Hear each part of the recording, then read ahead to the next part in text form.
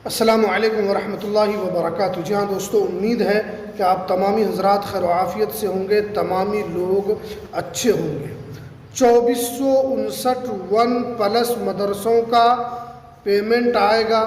क्या बहाली शुरू होगी? आप जानते हैं कि बिहार में विधानसभा चुनाव का ऐलान कर दिया गया है और बिहार में आचार संहिता भी लागू हो चुकी है। आप जानते हैं कि पिछले कई दिनों से, 1 महीने से पटना के अंदर तमाम इसातिज़ाए किराम धरना प्रदर्शन कर रहे थे। उसके अंदर बड़े बड़े नेता भी आए, पप्पू यादव साहब हो, अख्तरुल ईमान साहब हो, या उसके अलावा आरजेडी के एमएलसी भी आए। लेकिन बिहार मदरसा बोर्ड के शिक्षकों का पेमेंट को लेकर न तो कोई काम हुआ, और जो मदरसे के अंदर बहाली को लेकर ऑफिशियल वेबसाइट बनाया गया था, उसके अंदर तमाम मदरसों की जो खाली सीटें हैं उस सीटों को भी यहाँ पर जारी किया गया था, लेकिन आपका कुछ नहीं हुआ।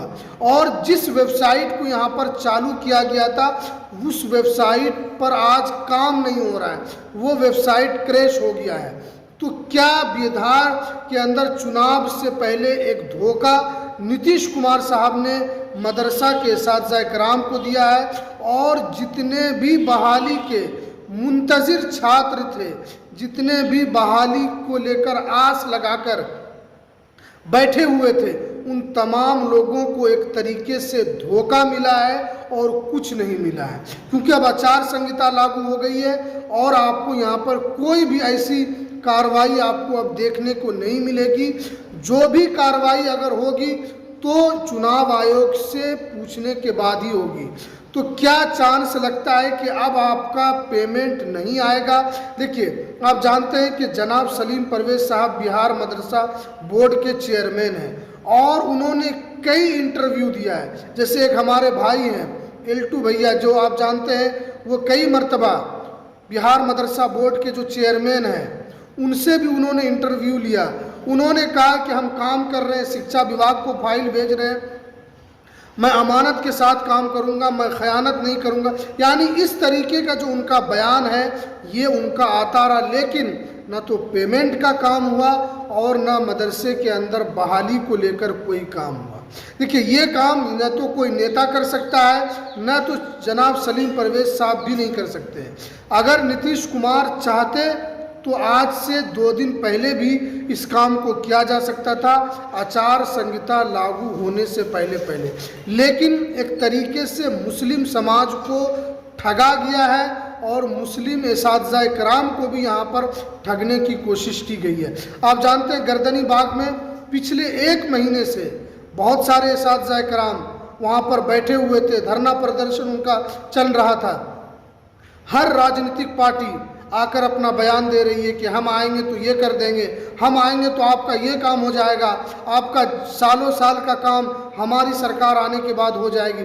लेकिन कुछ नहीं हो सकता है। आप जानते हैं कि सिर्फ मुस्लिम समाज का इन लोगों ने वोट को ठगा है और वोट को ठगने का काम किया है, और इसके ज़रिए से इन्होंने सिर्फ और सिर्फ मलाई खाई है और मुस्लिम समाज को कुछ नहीं मिला है। ये एक मदरसे का हाल और जो बिहार के अंदर जो मदरसे की स्थिति है और इसातिज़ाए किराम के पेमेंट को लेकर जो स्थिति बनी हुई है, उसके सिवा यहाँ पर कुछ नहीं मिला। अब क्या 4 साल आपको वेट करना होगा? जनाब सलीम परवेज साहब तो कह रहे हैं कि हम ईमानदारी के साथ काम कर रहे हैं और आपको बड़ी खुशखबरी मिलेगी। अगर हम उनकी बात मानते भी हैं तो कब तक आप इसका काम हल कराएंगे, ये भी एक सबसे बड़ा सवाल है।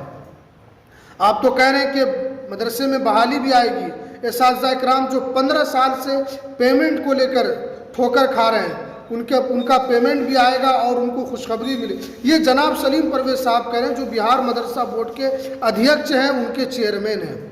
लेकिन चुनाव से पहले उनको कुछ नहीं मिला और अब आपका कुछ नहीं हो सकता है। अब जो भी होगा आपका चुनाव के बाद कितना उम्मीद है वो कहा नहीं जा सकता है। जब आपका काम 15 साल में नहीं हुआ तो क्या आपका 5 साल में कोई काम खाक नहीं हो सकता है। ये आप समझने वाली बात है। इस मर्तबा का जो इलेक्शन है काफ़ी टफ है और मुस्लिम समाज इस मर्तबा काफ़ी गुस्साए हुए हैं और देखने वाली बात है कि क्या इसकी नाराज़गी बिहार विधानसभा चुनाव पर सत्तारूढ़ पार्टी के खिलाफ जा सकता है या कुछ भी हो सकता है। ये तो जो वोट देंगे उनके माइंड में क्या चल रहा है ये देखने वाली बात होगी। जो भी अपडेट निकल कर आएगी, अभी तो यही है कि पेमेंट को लेकर कोई काम नहीं हुआ है। अब जनाब सलीम परवेज साहब ने कहा है कि हमने फाइलें शिक्षा विभाग को भेजी है, अब इंतज़ार करना होगा। जो भी अपडेट निकल कर आएगी उनके कहने के मुताबिक जो भी काम हो रहा होगा वो देखने वाली बात है। जो भी अपडेट निकल कर आएगी हम आप तक सबसे पहले पहुंचाने की कोशिश करेंगे।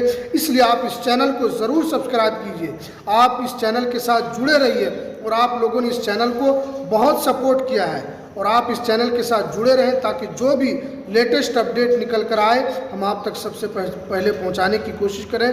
तो चलिए हमें दीजिए इजाज़त, फिर मिलते हैं किसी नेक्स्ट वीडियो में किसी नई अपडेट के साथ। अस्सलामु अलैकुम वरहमतुल्लाहि वबरकातुहू।